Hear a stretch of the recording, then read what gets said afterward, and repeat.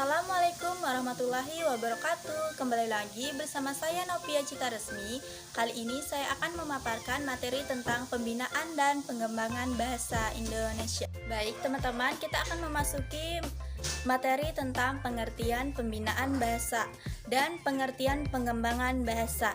Pembinaan bahasa merupakan upaya sadar, terencana, dan sistematis untuk meningkatkan mutu bahasa sehingga masyarakat pemakainya memiliki kebanggaan untuk menggunakannya.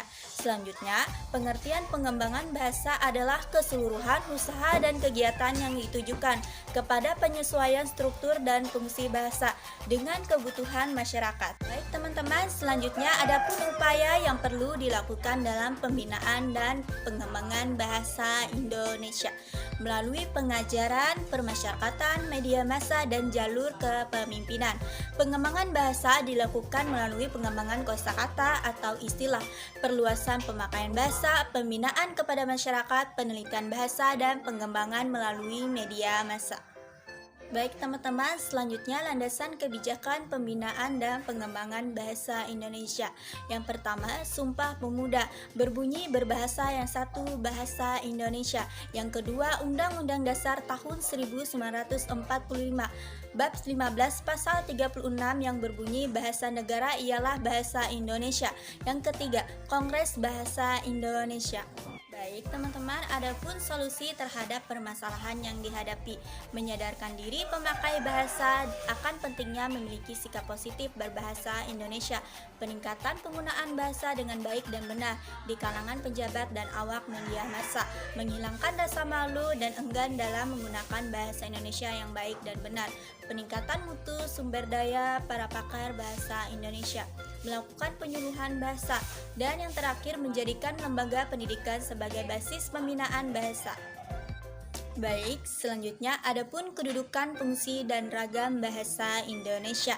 Yang pertama, kedudukan dan fungsi bahasa Indonesia sebagai bahasa nasional, yang artinya sebagai lambang kebanggaan nasional, sebagai lambang identitas nasional, sebagai alat pemersatu berbagai suku bangsa, dan yang terakhir sebagai alat perhubungan antar budaya dan antar daerah.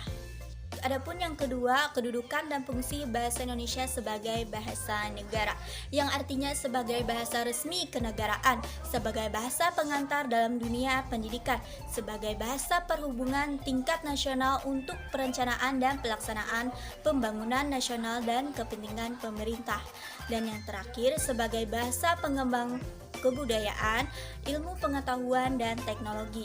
Baik teman-teman, selanjutnya kita memasuki materi ragam bahasa Indonesia.